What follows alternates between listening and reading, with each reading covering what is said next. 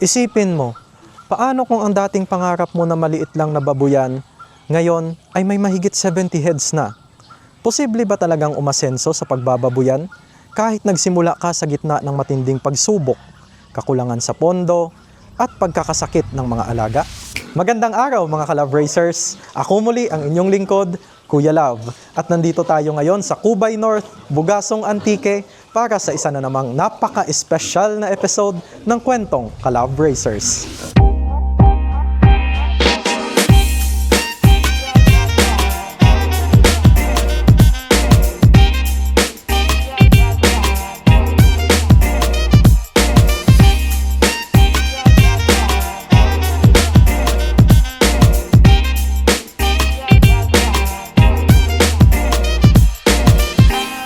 Ngayong araw, bibisitahin natin ang isang inspirasyon mula sa Antique, si Sir John, o kilala bilang Toto.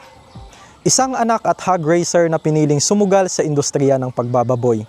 Sa kabila ng mga hirap na hinarap niya noong nagsisimula pa lang siya, hindi siya sumuko. Alamin natin kung paano niya hinarap ang mga sakripisyo sa pagbababoyan.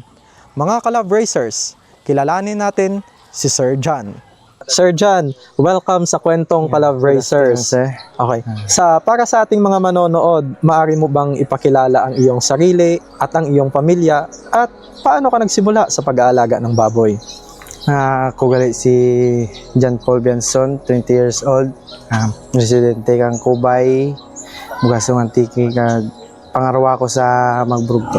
Nag-umpisa kami 2021 maglaga baboy, patining, pulo ka bilog, tapos ginawida naman sa bilog. Hindi mo naman nga na yun. Ano to? Tuloy-tuloy rin nga kaya pulo ka bilog. Okay sir, noong 2021, 10 fatteners yung sinimulan ninyo, Yes po. tapos hanggang sa nagkainahin. Okay sir, so sir, noong 2021, nagsimula kayo ng 10 fatteners, tapos yung mga babae ginawa ninyong inahin. At balita namin sir, namatay yung una ninyong inahin. After po ba nung namatay yung una ninyong inahin sir, naisip nyo na lang pong sumuko at huwag na magpatuloy? Oo, sir. Kay amurambal nanay nga bisa na gambal mo ka na nga pagbato lang bisan matabo padayon ng amor na ng pisahan bawal na hindi na pilihan no. Kanugon man ko na lang tatten. Bilang isang anak, ano ang naging papel ninyo para mapanatiling buhay ang negosyong ito? Sir, kayod lang sir. Amo na lang lang gid. Amo na lang sir, sakripisyo lang, kayod lang gid. Amo lang gid ra patient lang gid dadlaw. Para nga lang. Speaking of sakripisyo sir, ano po ang pinakamalaking sakripisyo na ginawa ninyo sa pagbababoyan? Kung magbata ang nayon sir, triple ka pulaw.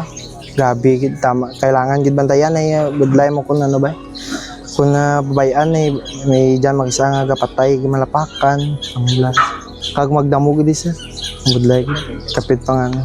Nag-stop gid ako kay eskwela dahil amo to pisa nga pagpatay ni tatay basta. Amo itong pisa nga dora ko gid na ganun. Tutong nga mag-eskwela. Amo to nga nagano na lang ko ka baboy, mas impili ko na lang kay amo na ng pisahan na. Ako na lang nagpadayon. Basta kaya ako lang mag-manage kamon nga negosyo nga pagbababoy. Pero subong padayon may walor ko nga na yun kag may 70 heads nga patino. Talagang hahanga ka sa katatagan ni Sir John. Mula sa isang inahin noon na namatay pa, ngayon meron na siyang 8 inahin at 70 heads na fattener. Ano po ang sikreto ninyo sa paglago ng inyong baboyan? At paano ba ninyo nakilala ang Love Feeds? Sa naman sir, sa sagap-sagap naman ka mga ibang feeds hasta nga nanuan naman ng Love Feeds. Dito kami nagpadayon nga hasta kaya nga amo damon nga ginagamit. Okay po, so dininig-dinig nyo lang o sa base nagre-recommend, gano'n lang po. Saka na-discover nyo si Love Feeds. Sir, ano po ang masabi ninyo tungkol kay Love Feeds? Ayon kay Love Feeds, nauna sa tanan sir ang Love Feeds bukat bao. Okay. Sa Kag makita mo gid ang pagano kang baboy kung love feeds gid mo Malaki, mabigat, at saka hindi mabaho ang dumi. So yun mga Kalab Racers, si Sir Jan na po nagsabi nun. At alam ko sir, hindi ka nag-iisa sa laban. Nandyan ang aming mga livestock care specialist. Ano po ba ang naging papel nila sa inyong baboyan at ano ang pinakamahalagang aral na natutunan nyo mula sa kanila? Ang gabi gid sir ang ano da sir buligdak naman. Ang gamangkot-mangkot lako kanang dako na kung paano mag-inject, mag-EI ka baboy, kung ano nga bulong gamitin, kung pila ka ml bla. Gamangkot lako na datas kaya man ang kuron kung paano imo ka tanan niya kung ano man da nga ginobra. Bali, humihingi ka ng tulong sa kanila sa kung paano dito gumalaw sa iyong farm. Okay po. At madami ka namang natutunan. Yes sir, madami talaga. Ayan mga Kalab Racers, napakalaking tulong talaga kapag tama ang produkto at may gabay ng eksperto. Ngayon naman Sir Jan, ano ang nais mong sabihin sa mga kabataang tulad mo na nahaharap din sa matinding pagsubok sa buhay?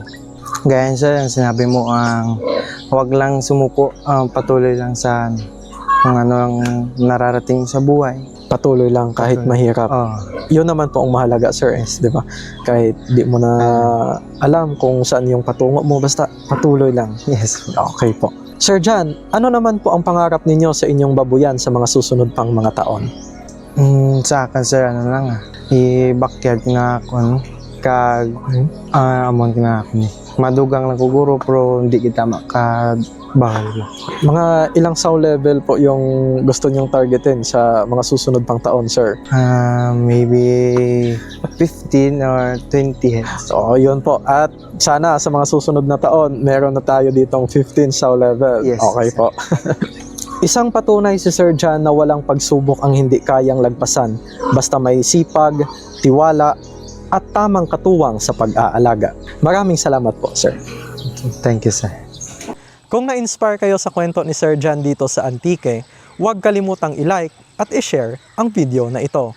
Tandaan, sa bawat sako ng love feeds, hindi lang nutrisyon ang dala namin, kundi pagmamahal at malasakit sa bawat magbababoy. Sa muli, ako ang inyong lingkod, Kuya Love. Kita-kits tayo sa susunod na kwentong Kalab Racers.